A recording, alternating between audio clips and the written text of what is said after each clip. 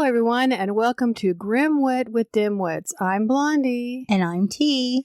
And we are ready to entertain you once again. Is that what we're calling it? We've got to call it something because, I'm at a loss. I think most people are. So I have to tell you, on the way over here today, I was in traffic, Southern California traffic. I'm very familiar. It was ugly. It was actually ugly. But the strangest thing that happened to me is I was transitioning from one freeway to the other, bumper to bumper. I look in my rearview mirror and I see two what I thought were police officers, but two motorcycle patrol people with their lights on. And I thought, oh my gosh, what did I do? They're right behind me, but they're like stopping, doing some strange things. I'm like, okay, just focus, keep driving, don't hit anybody. Then I look in my rearview mirror again and I see a hearse with his lights on. And now I am the head of the Hearst parade. That seems very appropriate. And rest in peace, whoever was in the hearse, and condolences to his family. But I am a big believer in signs, and I just wonder what that sign actually meant. You don't want to go home. I don't know. I've been here for a couple hours. I think I kind of do want to go home. She kind of does. She's just getting a small taste of what I go through about every other week, hauling my cookies all the way over to her house. It's a lot of nonsense to and from. You know what, though? It's all worth it. Yeah, it's worth it. But, welcome to my world, princess. So what do we have in this episode, T? Well, I found this case on Netflix. I actually just saw it like a week ago, and it was super interesting. So I watched it, and wow. I was left with a multitude of questions after I watched this documentary. There were a lot of intersecting stories within this very bizarre story. The documentary very dramatically starts off with, it all began with a question. How did Myrna die? Was it a murder? But once I started to watch... I got to ask, who's Myrna? I'm going to get to that part. Don't jump ahead. But once I started to watch, what really sucked me in was how fascinating all the players in this film were. No matter how they were involved, they were blatantly focusing more on themselves, their talents, and their newfound celebrity than what this case was supposed to be about: murder. Maybe this is how things are done in other countries, but I found it rather arrogant. Does sound a little self-absorbed. Very. It was super strange. The case is about two young, beautiful women, Wayan Myrna Salehin, known as Myrna, and Jessica Kumala Wongso, who were very close friends and grew up in an affluent area in Jakarta, Indonesia. Both women ended up moving to Australia to study design abroad and attend college, where they were able to hang out on a regular basis. After graduating, Myrna moved back to Jakarta and got married. Her family, which included her identical twin sister, Sandy, still lived in Jakarta, so Myrna happily went back home and settled in with married life. Jessica, the other friend, ended up staying in Australia for another 4 years and went on with her life, which included her Australian boyfriend. But after being fired from her job, she returned to Jakarta and decided to invite Myrna and another friend out for coffee and catching up. She lost her job. That's a bummer. There's more about that down the road. It's interesting. On January 6, 2016, the ladies agreed to meet at Olivier, a premium cafe located inside an Indonesian shopping mall. It was interesting that the workers at the coffee shop stated that they only serve a very high-end clientele. They have very specific rules to ensure that all of their guests are neat and well-groomed, and even went as far as to say that their customers usually only wear Prada, Gucci, and Louis Vuitton. Ooh, shishi foo foo. Is it me, or is that super specific and rather discriminatory? I mean, what if I'm just a vagabond who's only like at Coach level? Would I be turned away at the door and thrown into the street where I belong by coffee bean bouncers? Maybe I'm just not familiar with how things are done on the posh side, lovey, but I thought this was kind of ridiculous. It is a little much. I mean, heaven forbid a hair be out of place. You're not allowed in. Exactly right. Go get a haircut and come back. Ridiculous. On the day of the tragedy, Jessica arrived at Olivier Cafe at approximately 3:32 p.m. She appeared to be looking around and then selected a good table for her and her friends. After a couple of minutes, she left to go shopping, where she purchased 3 small bottles of liquid soap and placed them each in their own bag that was far too large for the individual bottles. Interesting. I crack up every time you say Olivier. Olivier. You've got your head bopping and your hand up in the air. I say it with my pinky in the air. Jessica then returned to the Café Olivier at 4:14 p.m. with her big old shopping bags and carefully arranged them on top of the table. It did appear unusual that she did not place the bags on an empty seat beside her rather than on the table, as most people would have, so they wouldn't be in the way while the friends chatted. Kind of odd. Yeah, it does sound very strange. Maybe she didn't want to see them. She's putting up the barrier already. Right. At 4:18 p.m., Jessica ordered drinks for her and her friends who were on their way. She had texted them saying that she insisted on ordering drinks for them, as if she was being considerate. She ordered Vietnamese iced coffee. So have you ever had Vietnamese coffee? I have not. My coworker just got back from Asia and brought me some, and it is so freaking delicious. It's like a pre-made mix with everything in it, like the creamer and the sugar, and then you just add hot water, which sounds kind of cheap, but it's really tasty. So Vietnamese hot chocolate? That's what it sounds like, but it's really good. Shout out for Vietnamese coffee. I think I even have some here right now. Maybe I'll have you try it before you go. Open up your world. A little side note add in. I know. I was just thinking, I think I have a packet of that stuff.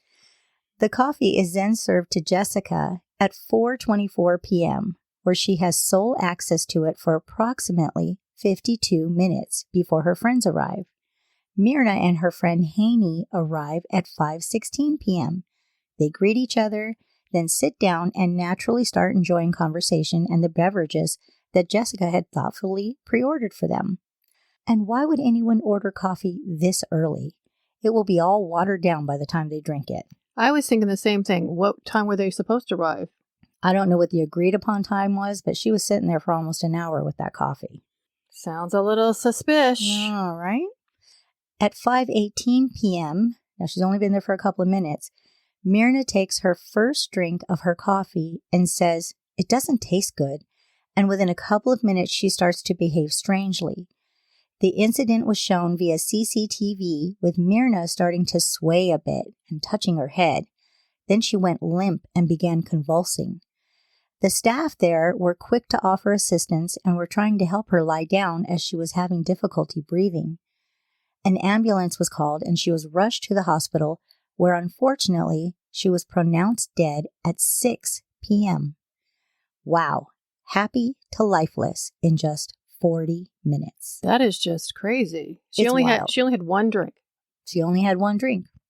Now, cut to Myrna's father, a gentleman by the name of Mr. Eddie. This guy's a total trip, and I was intrigued with his level of narcissism at this most inappropriate time. He's sitting on a couch in a suit and looked like he could have been auditioning for Godfather 4. He was a lot, to say the least.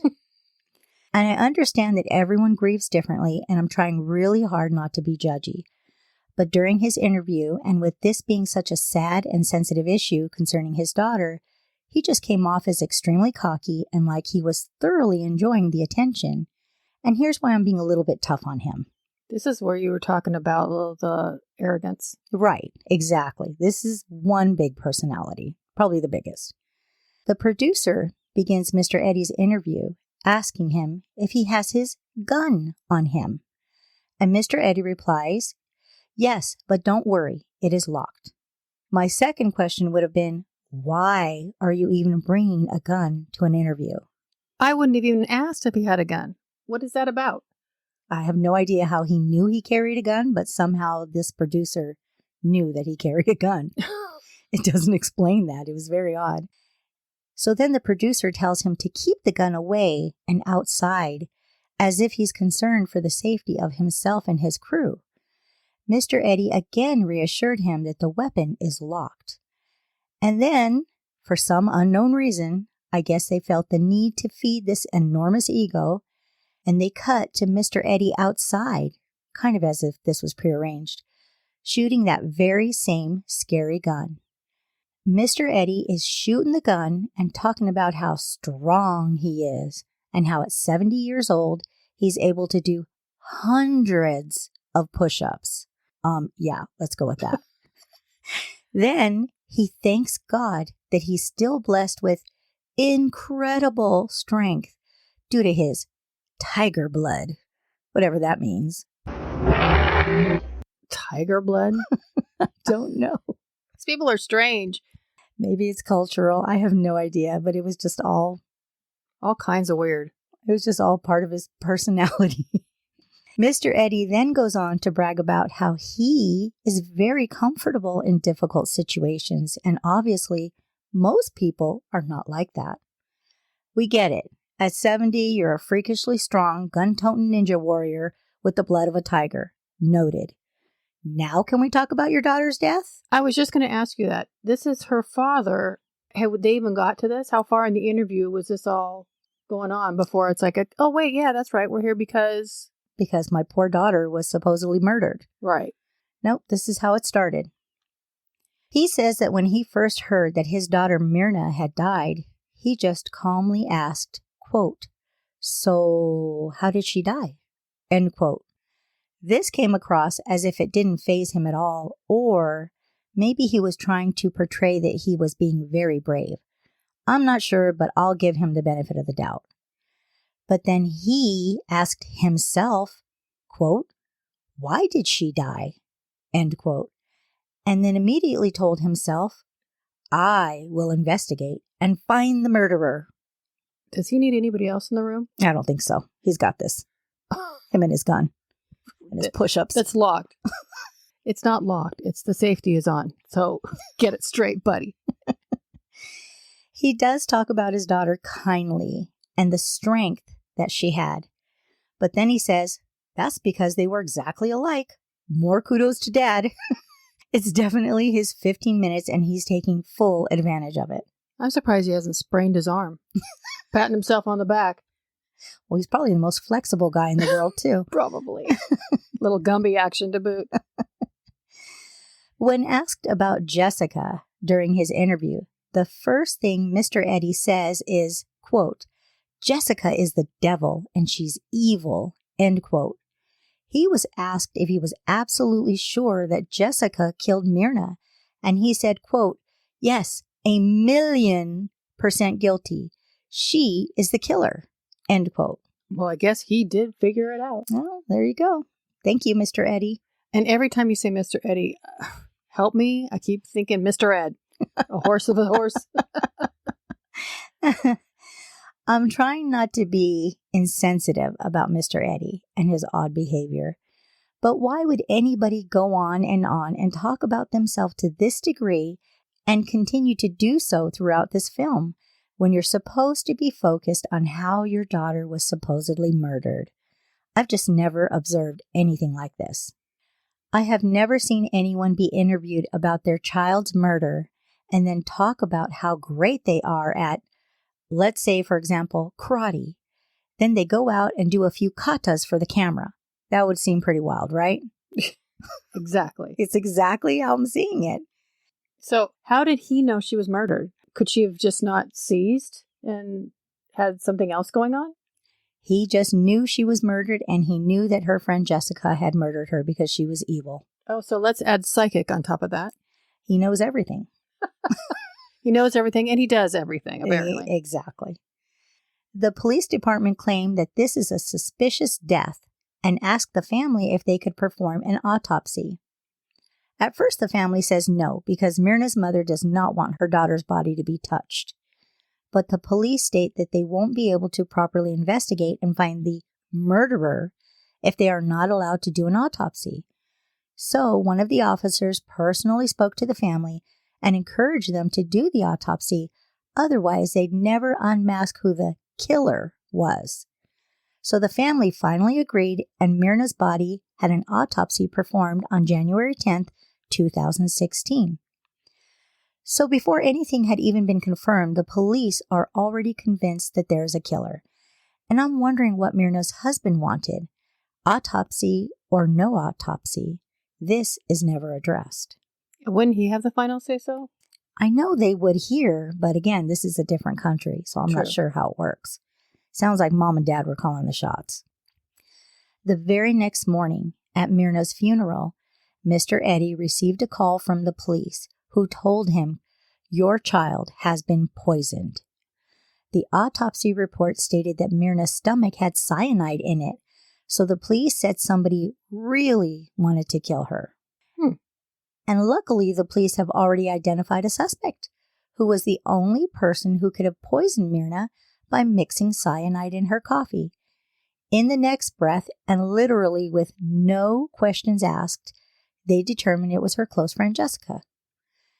This conclusion was made solely because Jessica insisted on ordering the drinks, then arrived very early so she could strategically place the shopping bags onto the selected table in order to hide the coffee from the cafe's cameras while she slipped the cyanide into it. The police had also heard rumors that Jessica was jealous of Myrna, and that was obviously the motive for murder. So there you go. Excellent police work. Everybody take a bow. Case solved. You know what? I didn't think about that. That was pretty clever about the bags. All right. I'm taking notes over here. Put bags on seat next to you. No, on the table so you can't see. Are you trying to kill somebody? Oh.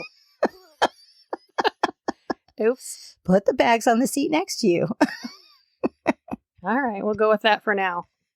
Depending on how mad I make you, huh? That's right. When I see the bags on the table, I ain't drinking that coffee. You're not even going to stop. You're going to keep on walking. Nope.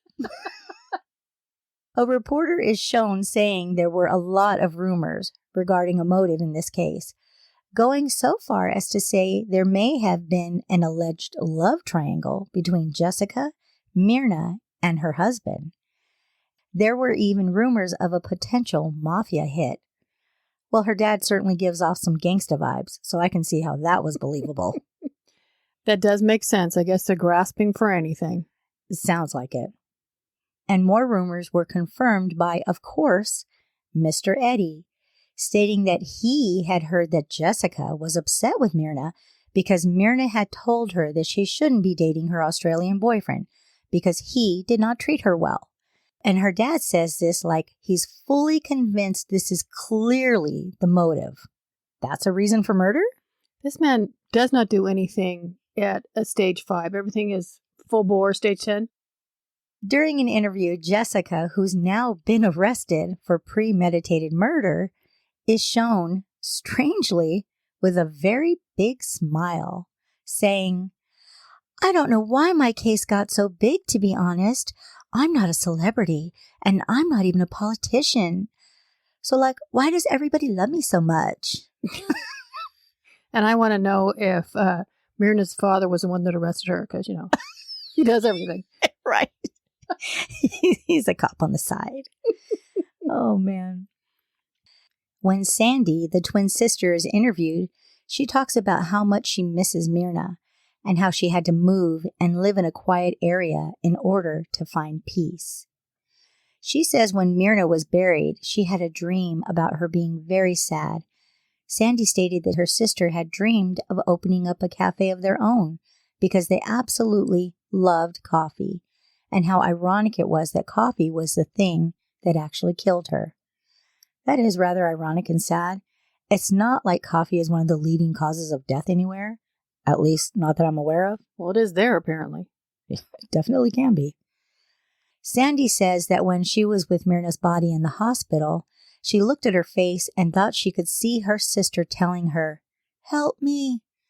So she said she kept slapping her face and couldn't understand. Don't make me laugh. And couldn't understand why she wouldn't wake up. What happened to finding peace? Okay. Thank you. I know you haven't read the story, so you're reacting the way I react. I don't feel so bad now. Oh my gosh. I'm sorry. Let's just beat the hell out of our sister because, she's already gone. And yeah, it sounds like that was pent-up aggression from childhood. Well, she said, help me. So she was doing what she could. This is terrible. I'm just saying it's a little unusual, but grief makes people do unusual things, I guess. Let's go with that. Okay. Back to Mr. Eddie.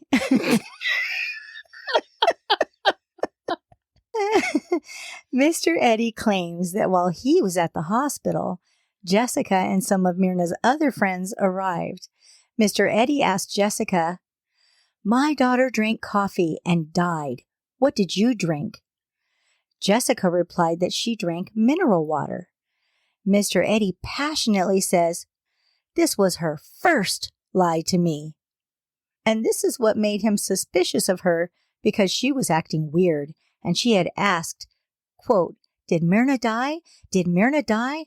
Was I the one who killed Myrna?" Then he says, "She tells a lot of lies." This almost sounds like a potential confession from Jessica. So what is she lying about? Isn't this what he would kind of want her to say? One would think. It's all over the place. Mr. Eddie just pops up with just randomness. I have a love-hate with Mr. Eddie. Mr. Eddie says that while he was in the hospital with his deceased daughter, he gave her oxygen from his own mouth with his hands, but she didn't move at all. He says that he told her, quote, "Myrna, why are you die? Better me. I can die. I'm old." End quote. This was kind of touching, but I'm not sure where he was going with the oxygen. Oxygen with his hands inside of a hospital where they have oxygen tanks. But, Did I get that right? Did I miss something? But it's Mr. Eddie. It's so inappropriate to laugh, but it's so bizarre, right? Bizarre is a word for it, yes. I know. I'm like, this is so freaking weird. All right. During the investigation, the cafe manager says that she noticed Jessica was acting very suspiciously because she was right next to Myrna during the emergency and didn't want to assist her. How could she possibly know if she didn't want to? Maybe she was scared. But the manager thought something odd was going on with Jessica for sure because her gestures were very defensive. I'm not sure what that means, but why would she be so focused on Jessica while one of her customers is convulsing on the floor? Good point. Right? Apparently, Jessica did have some medical training, so it is a little suspicious that she did not try to intervene, but the manager didn't know any of this at that time. And you're right. Why is she so concerned about her friends and not what's going on with the girl that's on the floor convulsing around? Why is she staring at the bystanders? It's weird. Then the manager claims that Jessica asked one of the employees, "What did you put in her drink?" At that point, nobody had even suspected this had anything to do with the drink. So this remark made the manager realize there was something in the coffee. That was a really not smart thing to say. Well, not if she's guilty. Right. So the manager did what anybody else would do and took the coffee, aka the evidence, to the back kitchen and decided to taste it herself. And it turns out that there was something in the coffee because it smelled really rotten and tasted very bad. Those are her words. My head is spinning over this. She took evidence away from the crime scene, essentially tampering with it, and then proceeded to put it in her mouth. How is this lady not in jail? How is this lady still alive? Right? Then by her own words, she claims it was really stinky. So why would she or Myrna have ever even taken a drink from it? Wouldn't she have noticed that? Anybody, especially one who loves coffee, would immediately know it was bad, right? Mm-hmm. Obviously, I'm not blaming Myrna. I'm just pointing out how none of this makes any sense. That and the manager. Everybody's got to get their 15 minutes. But it gets better. Well, I'm just sitting here, bated breath, waiting. On pins and needles. Right. Because another employee, the barista who claims to have made the coffee, says that he had also taken the poison coffee with him. Again, tampering with evidence. And when he saw the coffee's color, he could tell it was really off. And it looked like turmeric, which is actually very healthy for most people. And isn't turmeric yellow? It's like orange. Oh, okay. So naturally, he puts the really off coffee right up to his nose and sniffs it. He says it had a sharp glue-like smell and it really irritated his nose. Why do people keep touching the thing that made the nice lady convulse? Is it me? And how are two people claiming to have had the same coffee right after this incident? I can't even talk. She's stumped. The stupidity. I'll be honest. The stupidity. So this barista really panicked about the smell and rechecked all the ingredients, but he found nothing wrong. You know, sometimes coffee just smells really rotten and glue-like. It happens.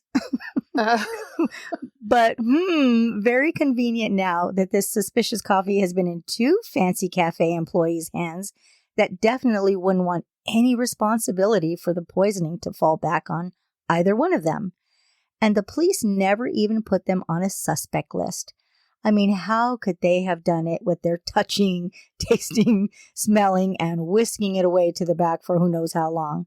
Simply impossible. Don't be ridiculous. This whole thing is kind of a little bit ridiculous. Another rumor came into play about Myrna's husband being at the coffee shop the day prior to this, and he was seen handing one of the baristas a package.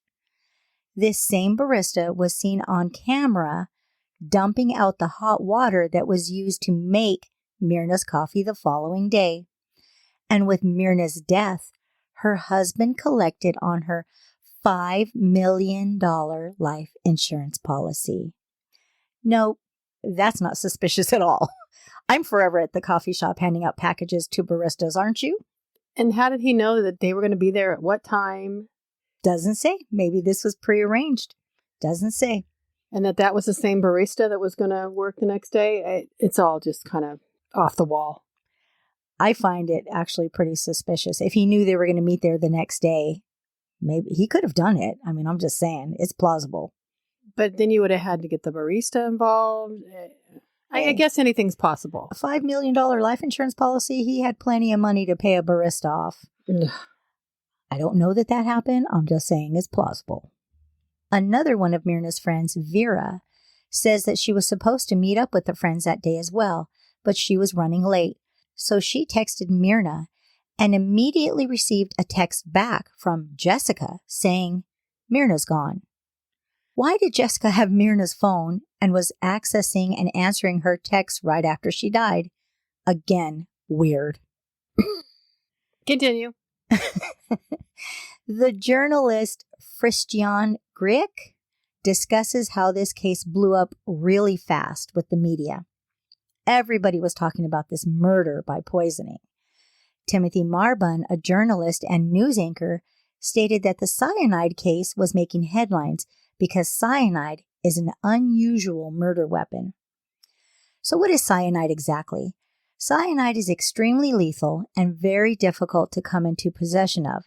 It's found in nature in small traces in various things like almonds, apples, and cassava.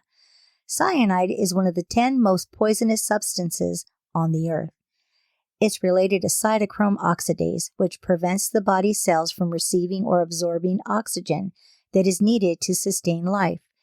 This allows the unused oxygen stored in the body fluids into your bloodstream and turns your complexion a cherry red color. Vital organs that are deprived of oxygen start to fail. The effects of the excess oxygen and organ damage could end up resulting in convulsions, coma, and death. Wow. Can I get you an apple? Nice try, sister. look a little peckish. I But think. I'll take a couple almonds if you have them. When Mr. Eddie was again interviewed by the media, he started talking about the friend who killed his daughter. And the reporter asked him who that was. He said, quote, "You know, everyone knows. Who else? The devil?" End quote. He's a little dramatic. Yeah. Myrna and Jessica had been good friends for about 8 years. 4 of those years they had spent in Australia together attending college. Jessica says, "I hadn't gone home to Indonesia in 4 years. So when I did finally arrive home, I was very eager to meet with Myrna and my other friends. Myrna and I used to go out to eat and drink coffee while we were in college. We always bonded whenever we met. We'd always be laughing and having a good time." Myrna's husband was interviewed and says that he was aware that Myrna had treated Jessica harshly regarding her boyfriend, saying things like, quote, "Why are you such an idiot? Why would you even want someone like him?" End quote. Jessica wanted revenge because Myrna had merely suggested that she break up with her boyfriend. These comments aren't really even that bad, but he's acting like it was quite a big deal, and with that huge life insurance policy, he seems to have clear motive to blame Jessica, but he's never even considered a suspect. Then Sandy, Myrna's twin sister, chimes in and says that Jessica was outraged at these remarks from Myrna about her boyfriend, and that, quote, "she was jealous of Myrna because she had a good life and a good future, and Jessica's life was crap," end quote. Well, that's a little aggressive. Remember how peaceful she was trying to be? Is it me? Wow. Following this, Jessica started getting bashed by the media, and people were outraged, saying that she was cold and obviously she was guilty. How could she do something like this? But Jessica was again interviewed and stated that, quote, "If you do bad things, you're going to get caught. So don't do bad things." End quote.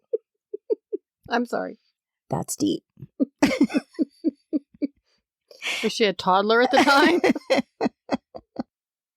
Even in her precarious position, she also seems to be greatly enjoying the attention she's receiving.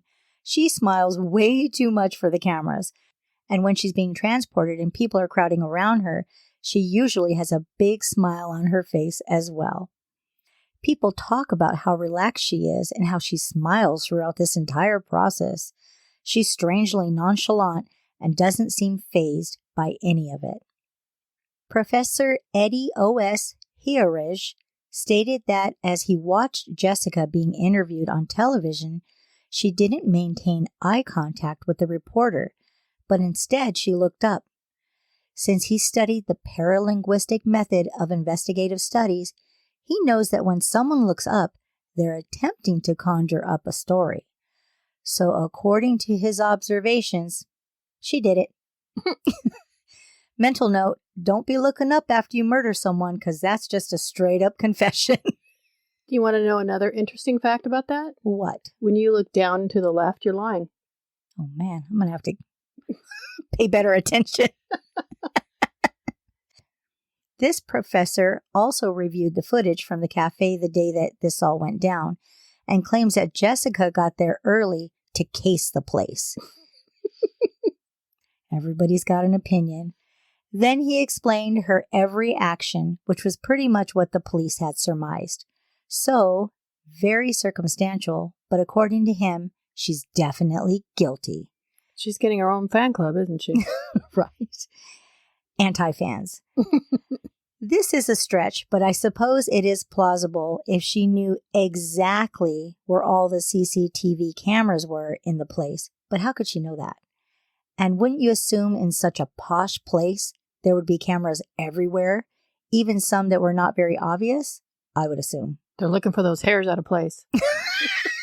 Right. So they can kick them out. Fashion police everywhere. You have a knockoff Prada. You're out. Banned for life. Jessica was charged with premeditated murder, which carries a minimum of 20 years and a maximum of life. Following her conviction and on her way to prison, she was still smiling for the cameras. Pretty odd. Mr. Eddie claims that when they arrested Jessica, she was found at her hotel with her luggage packed because she was going to make a run for it. Then, for some unknown reason, the reporter asks Mr. Eddie if everybody knows who he is. Mr. Eddie replies with a twinkle in his eye that, yes, everybody knows me in Indonesia. And everywhere I go, people surround me and want to take photos. Lots of photos.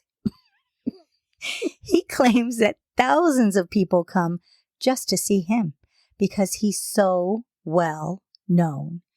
He thinks himself quite the celebrity. And while he's talking about himself, he has a huge smile on his face as if this whole story revolves around him. I couldn't take it anymore, so I actually looked this guy up. And other than being a seemingly successful businessman, it doesn't appear that he is famous in any way. But he's truly a legend in his own mind. Exactly. Wow, they take lots of pictures of him. Oh, thousands. Because they're going, who is this ridiculous man? They probably want to watch him do hundreds of sit-ups or push-ups, whatever it was. They want to poke him with a pin so they can see his tiger's blood. Right. Then, in another ridiculous twist, this case is compared to the most publicized criminal trial in America's history and known worldwide, the O.J. Simpson case. Oh, I know. help us.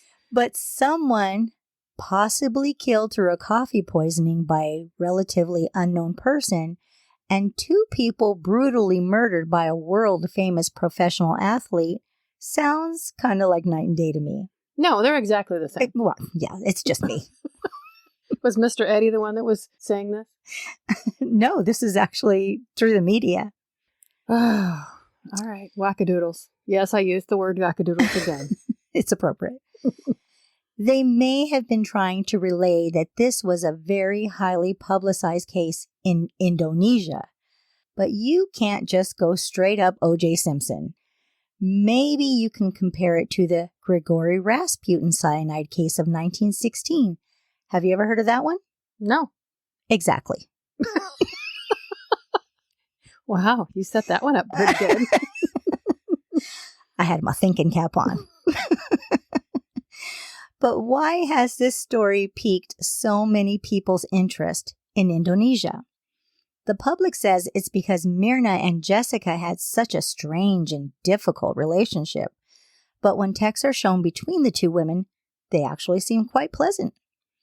But of course, public opinion chimes in when these texts are shown, and all types of rumors continue about their relationship, even those that say they could have possibly been lesbians, which is why Jessica would be jealous over Myrna's marriage.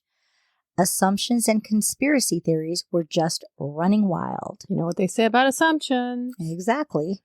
Jessica used to work for an ambulance service in Australia, and her former boss, Christy Carter, testified that Jessica was two-faced, crazy, manipulative, hateful, and bad-tempered. She was not surprised that Jessica may have been involved in killing someone like what happened in Jakarta, because Jessica was capable of such a thing. She also disclosed that Jessica had tried to end her own life a total of 5 times, using carbon monoxide and by crashing a car into a retirement community for a couple of those attempts. Christy also said that Jessica tried to kill her and her mother for refusing to help Jessica find a place to live. So wait. Jessica tried to kill herself 5 times? According to her ex-boss, yes. Her being manipulative and crazy and bad-tempered equates to her killing her friend, but yeah, no, then she's tried to kill... None of this makes sense. I can't even say it because none of it makes sense. This story just gets more and more crazy. The trial for this case began on June 15th, 2016. One of the public prosecutors said He had never seen a line so long to enter the courthouse due to so much interest in the case. The trial was on 24 hours a day across 14 TV stations in Indonesia that presented live streaming of the case. Maybe this is why they were trying to compare it to O.J. Simpson, but still, apples and oranges. Same exact circumstances. And you know darn well that Mr. Eddie is going to steal the spotlight, claiming that the media and all the people were looking for him. They were all trying to interview him every day, and he only did the interviews so that Jessica wouldn't get away. He kept on fighting. I have visions of Mr. Eddie going into the courtroom doing the parade wave. He says after he spoke outside the court, it became crystal clear that Jessica was the killer, and almost unanimously, the public believed that Jessica was guilty as well. Several members on the prosecution team said that Jessica had to be guilty.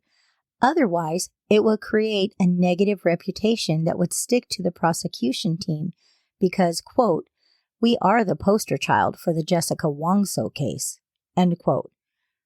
I didn't understand this at all. Because shouldn't Jessica Wongso be the poster child for the Jessica Wongso case? Is it me? The prosecution team says they were going to focus only on the facts, and they didn't immediately accuse Jessica of the murder. But they did see what was recorded on the CCTV footage and noticed two moments that were fairly strange. The first one is where she's shifting the chairs and blocking the CCTV cameras. The second is when she placed paper bags in front of the coffee glass, which blocked another CCTV camera from the front. So it seems as though this was purposely done. It is suspicious, but maybe she was just trying to make sure everybody would be comfortably seated around the table. Moving chairs and bags does not, beyond a doubt, prove murder. Not unless they tested it and found the cyanide in there and they saw her do it. You know, that's interesting you say that. I don't think they ever tested anything at the table. Well, why would they? How many other people had held it before it would have been actual evidence? Yep. But the prosecution is assuming that's when she put the poison into the glass. They even had a toxicologist say that at 4:29 is exactly when the poison was put into the coffee. And there was no one else in the vicinity at that moment, so obviously that just left Jessica. There is no way they can know that. I am sorry, but there is no way they can know the minute something was put into the coffee.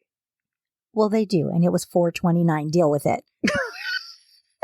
Mr. Eddie must have had a hand in that one. Right.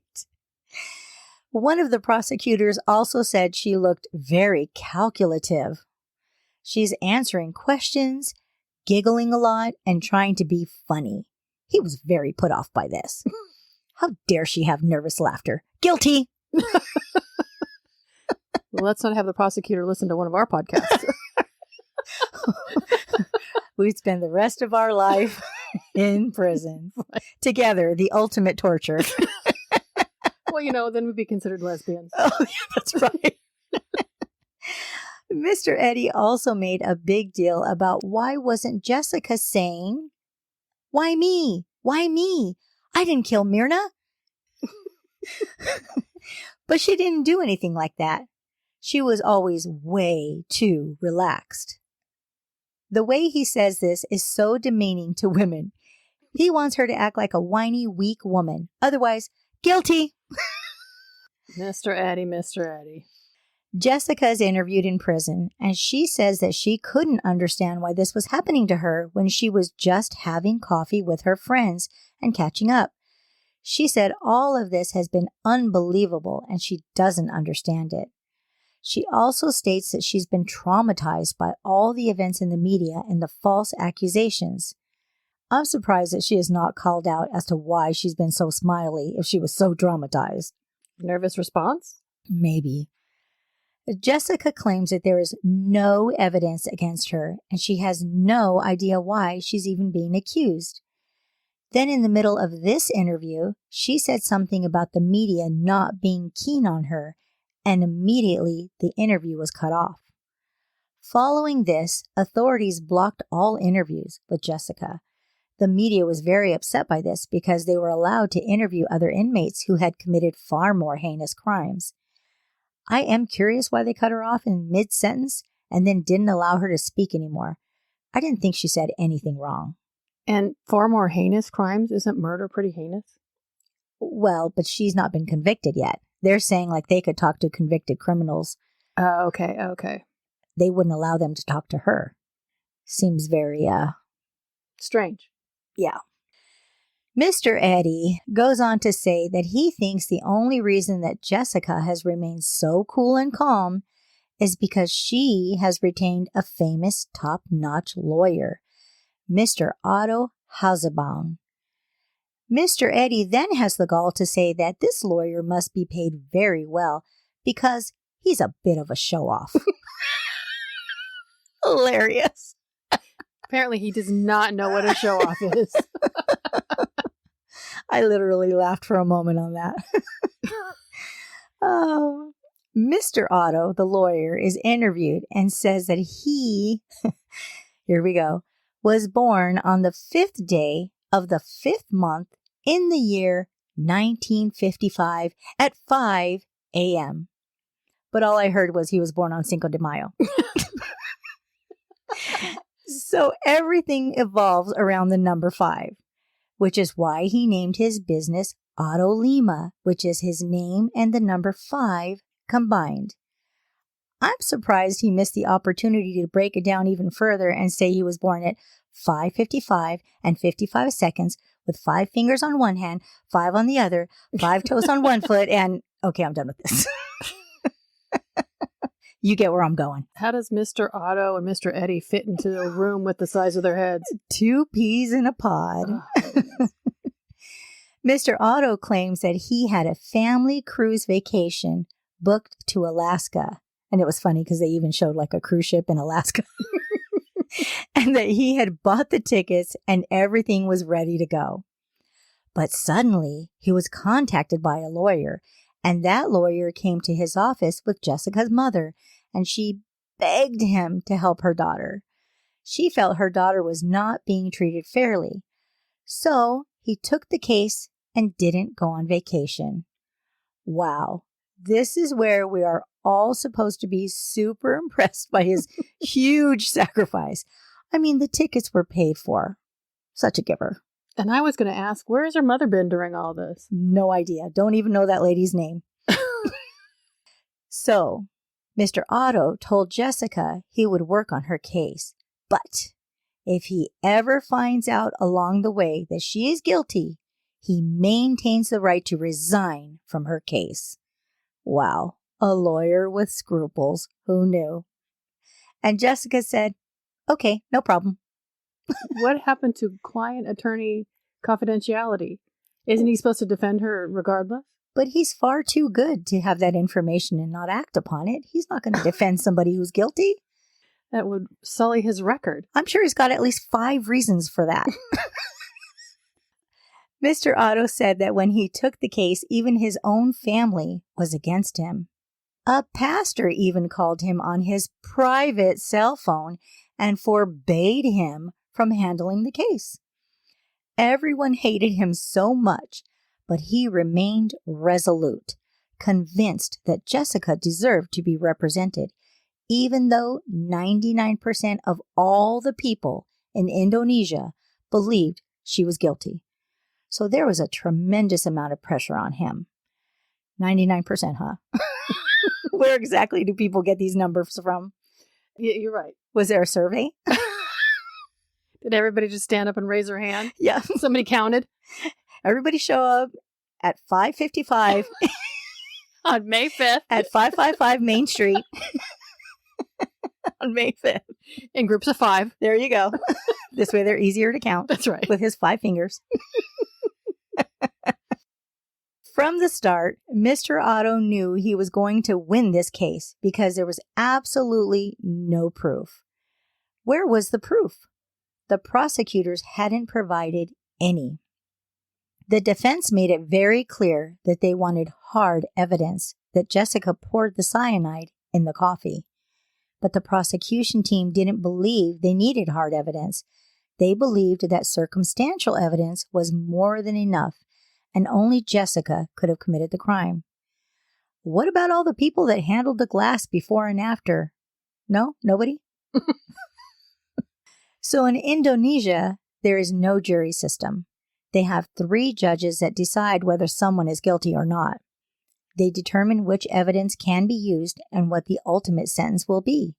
All the power in the Indonesian criminal justice system was given to these 3 judges.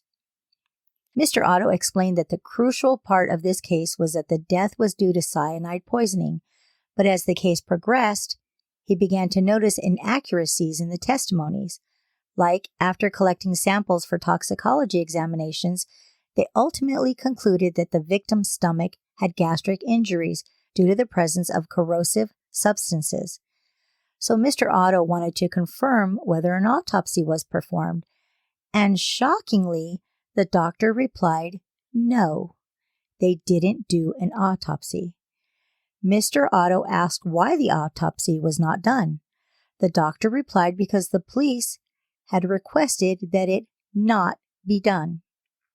Remember when the police swayed the family to have the autopsy performed? Remember that? I do. I thought that's what they said. The autopsy revealed she had cyanide poisoning. And they had to talk to the family, and someone went over there, and yeah. Right. Now he's saying the police said don't do it.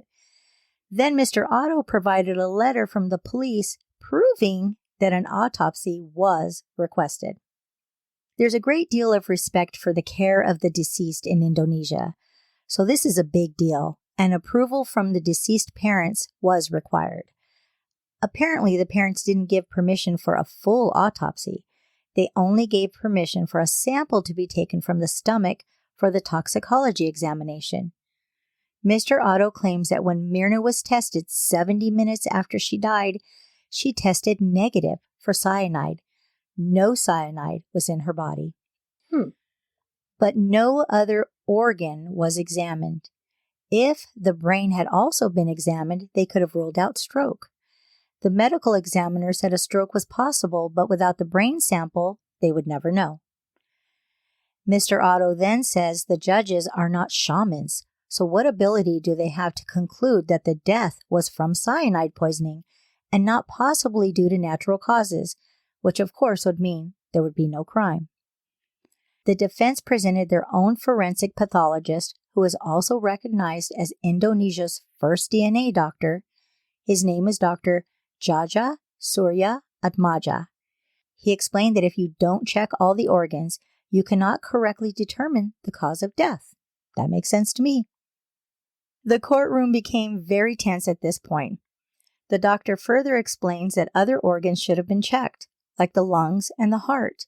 When asked by the judges what his conclusion was, the forensic pathologist said the cause of death was definitely not by cyanide. Wow. Following this, there was a cheer in the courtroom, and the judge banged his gavel and seemed irritated. The doctor goes on to say, according to the toxicology report, Myrna's stomach contained 0.2 milligrams of cyanide per liter.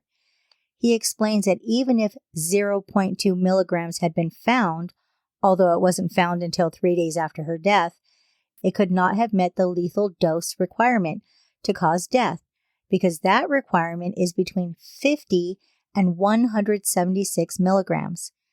Again, Myrna's was 0.2, essentially nothing. If a lethal dose of cyanide had been put into the coffee, the forensic pathologist stated that everybody in the surrounding area would have been affected and fainted. Really? Mm-hmm. That's strong. Mr. Otto was holding the glass in question and asked if they could test it on the spot. But the doctor said, quote, "Don't, sir. It's dangerous," end quote. But Mr. Otto, being the superhero that he is, took the glass that had been sealed and supposedly contained cyanide, opened it, and smelled it in front of everybody. And of course, nothing happened, which meant there was no cyanide in it. I'm surprised Mr. Eddie didn't come running down. I'll do it. I'll do it. I'll lick it. You just smelled it. I'll lick it. Put some water in it. Swirl it around. With no other suspects ever being considered, Jessica was found guilty and sentenced to 20 years in prison and has unsuccessfully appealed her conviction 3 times, with the last time being in 2019. So was Jessica really guilty? Yes, she did order the coffee and was seen doing something behind the bags that she had strategically placed on the table, but for all we know, she could have just been texting. The court concluded that the small bottles of soap were a very inappropriate gift between friends, and this conclusion supported their guilty verdict. Okay, how many times have I brought you soap? Now that I know how inappropriate it is. I recall bringing you an entire basket full of soaps. What are you trying to say? Nothing, my love, nothing. Exactly. But can you believe this played such a big role in the conclusion of their guilty verdict? That's just so because, insane. Just because it was inappropriate? Yeah, Well, they thought it was inappropriate. Well, you know, they are from that cafe, what do you call it? Olivier.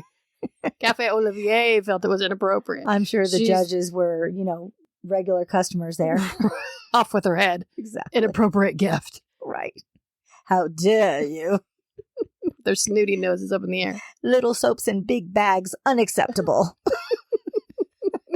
Oh my gosh. The staff at the cafe explained that they serve straws with all their drinks, but they do not put them inside the glasses.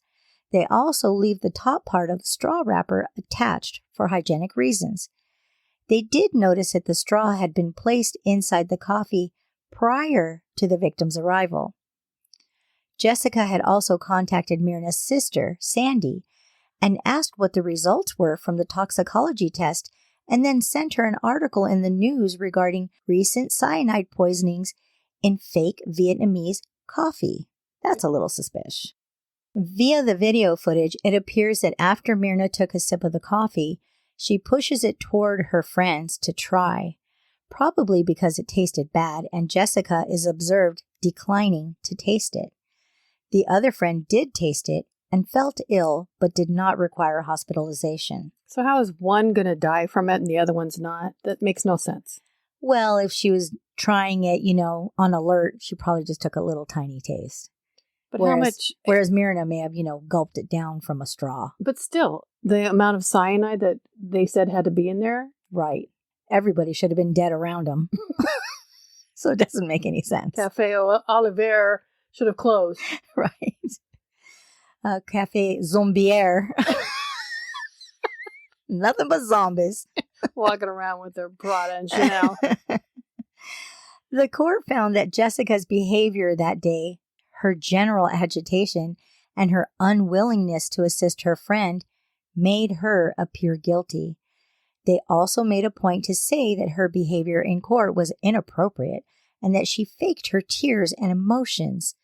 So basically, she was convicted based on her character, which was portrayed in a negative light.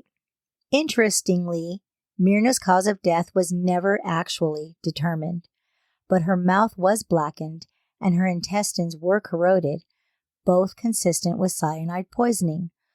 No cyanide was found on Jessica or even on her clothing, although, of course there has to be something. It was discovered that she had asked a housekeeper to dispose of her pants because she had ripped them on the way to the hospital.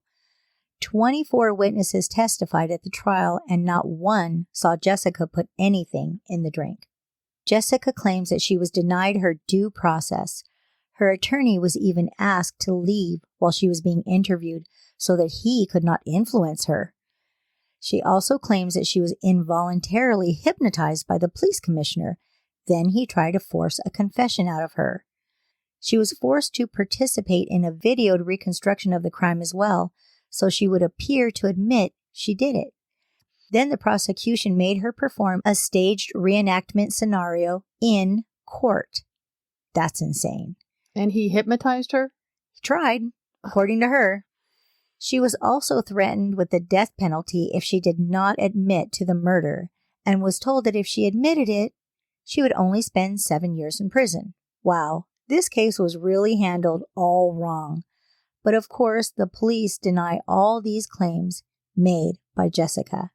Jessica Wongso remains in prison in Indonesia, serving out her 20-year sentence.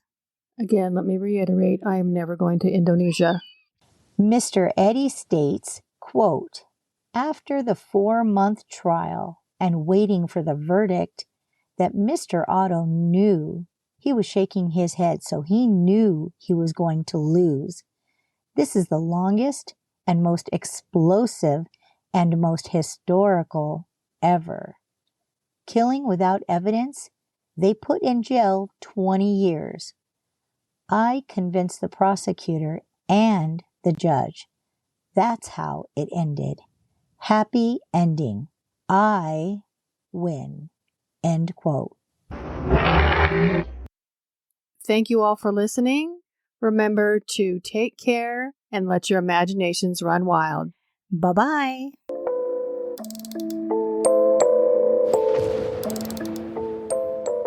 We just want to thank you all for sharing your time with us. And if you'd like to send in your creepy little grim bits, we would love to hear your personal stories, interests, and suggestions. Please email them to grimwitwithdimwits@gmail.com. Don't forget to follow us on Instagram at grimwitwithdimwits, Twitter at grimwitwithdimwits, and Facebook, Grimwit with Dimwits. Join us every Monday for new episodes and feel free to share us with your grim-loving friends.